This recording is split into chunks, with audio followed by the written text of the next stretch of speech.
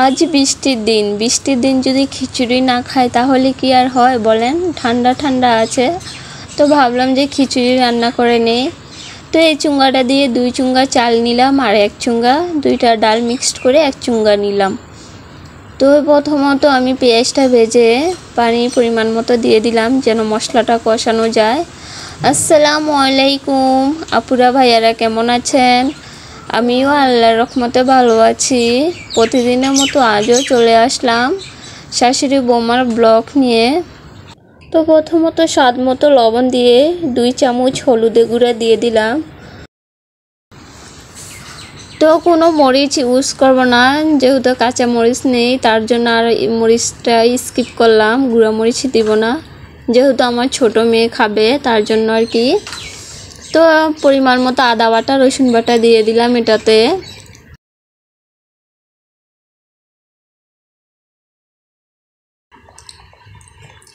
তো দারচিনি এলাচ তেজপাতা দিয়ে দিলাম।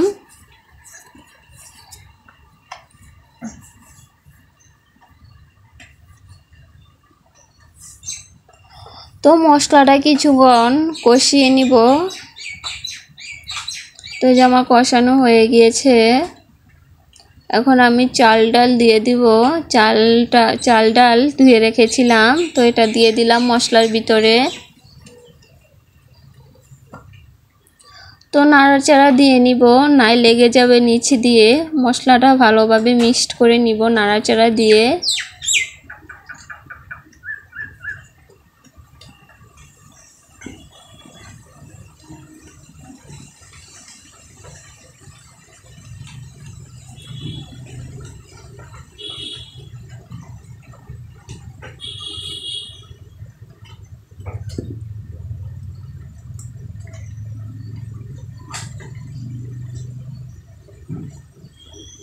তো এই যে আমার চালটা ভাজা ভাজা হয়ে গিয়েছে, এখন আমি পানি দিয়ে দিচ্ছি।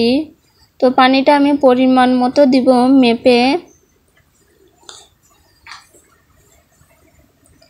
তো আমার শাশুড়ি মা বলে সব সময় হাত দিয়ে আঙ্গুল দিয়ে নাকি মাপ দেওয়া যায়, তো এটা আমি দিতে পারছিলাম না, খালি গরম লাগতেছিল হাতে। তো আর একটু পানি দিয়ে তারপর হাতের মাপ দিব।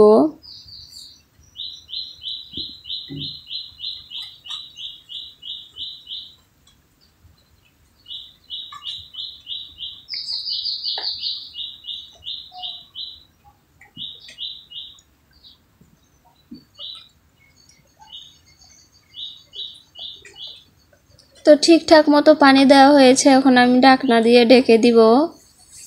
ঢাকনাটা দিলে তাড়াতাড়ি বলক এসে যাবে, যেহেতু আমি গ্যাসের চুলায় রান্না করছি।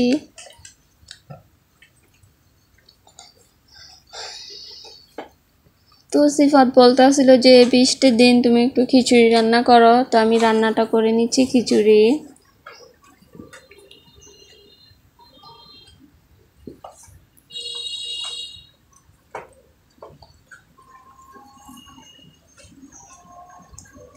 তো খিচুড়িটা নাড়াচাড়া দিয়ে দিচ্ছি যেন নিচে না লেগে যায়।